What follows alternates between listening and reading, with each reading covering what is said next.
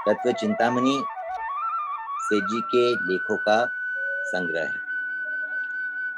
इस संग्रह के बारे में पहले ये 6 भागों में अलग अलग करके छपी थी, 7 भागों में, और अब 7 भाग एक साथ करके एक साथ प्रकाशित हो गया है। स्वामी जी महाराज ने कहा है कि उनके जीवन का अनुभव हमारे साथ उन्होंने शेयर किया। उन्होंने कहा कि मुझे जब भी कोई भी शंका होती, प्रश्न उठता मन में, तो उसका समाधान मुझे तत्व विवेचिनी में उसी समय मिल जाता। मैं उसको देखता और उसी समय में उस प्रश्न का समाधान मिल जाता। कहते हैं कि संतों की दृष्टि बहुत आगे तक जाती है, बहुत दूरदर्शी होते हैं वो। तो उनकी जो वाणी है, उन्होंने जो कुछ भी लिखा लिखवाया, उन शब्दों का वर्तमान में और भविष्य में भी क्या असर पड़ेगा, उस पर ध्यान रखते हुए लिखवाया है।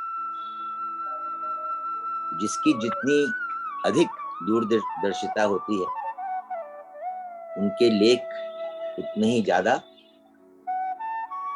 हमारे हित के और काम के होते। तत्व चिंतामणि में सेठ जी का एक लेख है जिसका शीर्षक है समाज के कुछ त्याग करने योग्य दोष। सेठ जी ने शरीर छोड़ा सन 1965। तो आज आपके 50 वर्ष से अधिक हो गए शरीर छोड़े।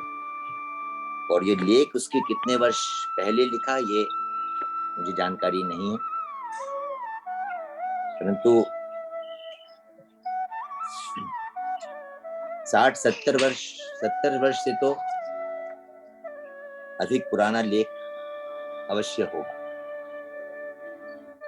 मैं जब भी ये लेख पढ़ता हूँ तो मेरे मन में यही भावना आती है, यानी यही लगता है, और मुझे मेरे समझ से हम सबको यही लगेगा कि ये लेख तो बिल्कुल आज ही लिखा गया है, आज के ही वातावरण को देखते हुए लिखा गया है।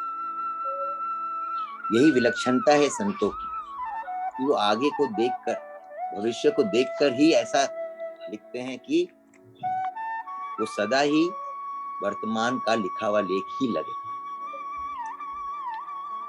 तत्व चिंतामणि के 5वें भाग में ये लेख प्रकाशित हुआ था।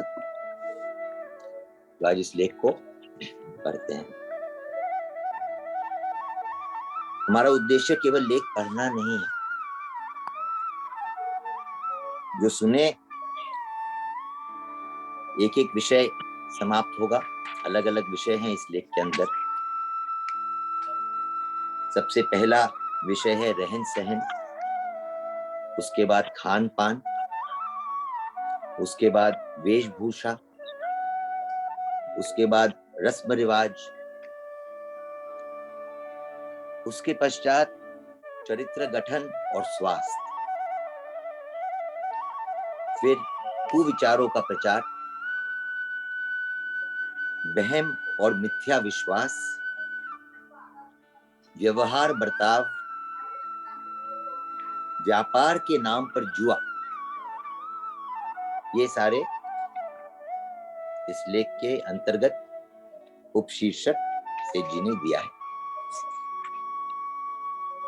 कभी इन शीर्षकों को ही पढ़कर यही मन में भाव आ रहा है कि एक एक करके समय अनुसार अगले कुछ दिनों तक इस लेख को अपने अच्छी तरह से पढ़ें और समझें, और अपनी अपनी स्थिति के अनुसार, अवस्था के अनुसार इसको हम जितना अधिक काम में ला सके, समझ के कि शास्त्रों की बातें हमारे व्यवहार के लिए कितनी आवश्यक है,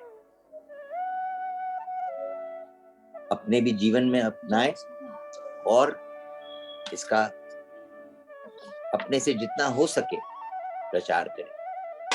अगर अपने जीवन में अपना लेंगे तो प्रचार तो स्वतः स्वाभाविक होगा। तो ये लेख का पढ़ना प्रारंभ करते हैं। नारायण नारायण नारायण नारायण।